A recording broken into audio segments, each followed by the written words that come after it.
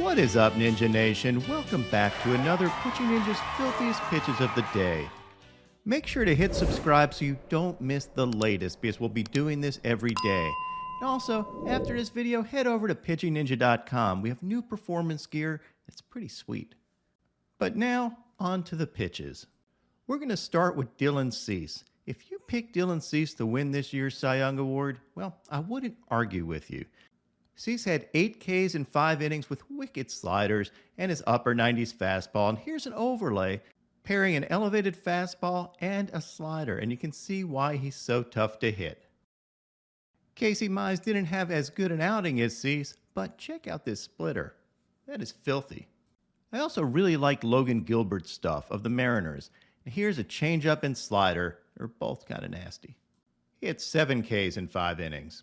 Chris Bassett showed his usual mix of slow curveballs and sliders and a relatively fast fastball. This timing differential makes it really tough on hitters. Bassett had a flashback to last year with this comebacker. Last year he got hit in the head. This year he did the smart thing and just turned his back. Here I overlay his fastball and his curveball, and you can see something really interesting. He has different arm slots for those two pitches. You'd think hitters could pick it up, and I asked Bassett about this, and his answer was really interesting.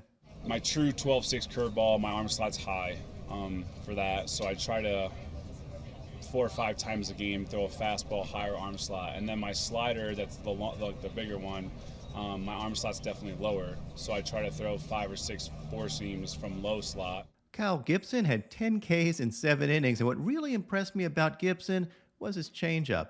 These things are dirty. Swing and a miss, he got him. Sonny Gray had this wicked two-seamer, and here's a home plate view. You can see what makes it so hard to hit. I wish they would use this angle more. Clay Holmes had this sick 98-mile-an-hour two-seamer that moved 18 inches. His sinker is disgusting. Luis Severino looked good, and what really stood out to me was his changeups. It's Sevy season. Kyle Wright of the Braves had several wicked sliders, but look at this bowel-locking one. His bowels may have been locked, but that doesn't mean he didn't pee himself a little bit. Thor and Verlander both squared off and are both making comebacks. And both pitched great. Thor had this wicked 86-mile-an-hour slider, and Verlander looked like Justin Verlander.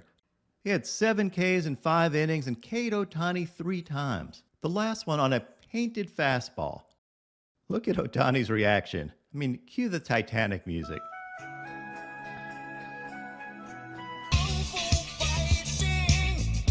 Joe Musgrove was his usual filthy self. Look at these curveballs and sliders. He even threw a White Castle special. 3 disgusting sliders in a row. His teammate, Mike Clevenger, got a kick out of that. Ryan Helsley had this cheese at the knees. That's 100 miles an hour right at the knees. Not hittable. Check out this splitter from Aroldis Chapman. This thing only had 503 RPMs. Last year, there were knuckleballs that had about 400 RPMs. You can see why this thing would be so hard to catch. Speaking of splitters, Kevin Gausman's splitter, man, that is a disgusting pitch. Look at these things go. One of these moved 20 inches arm side, and they dive. Here's an overlay of his splitter and fastball, and you can see what makes this so tough. And here's a slow-mo of Gausman's grip. I'll put a link at the end of this video to Kevin Gausman describing his grip to me. But the filthiest pitcher of the day, that goes to Carlos Rodon. Rodon was ridiculous. He had 12 Ks in 5 innings. Do the math. That's a lot. His fastball touched 99 miles an hour several times, and his slider, well, it was as filthy as ever.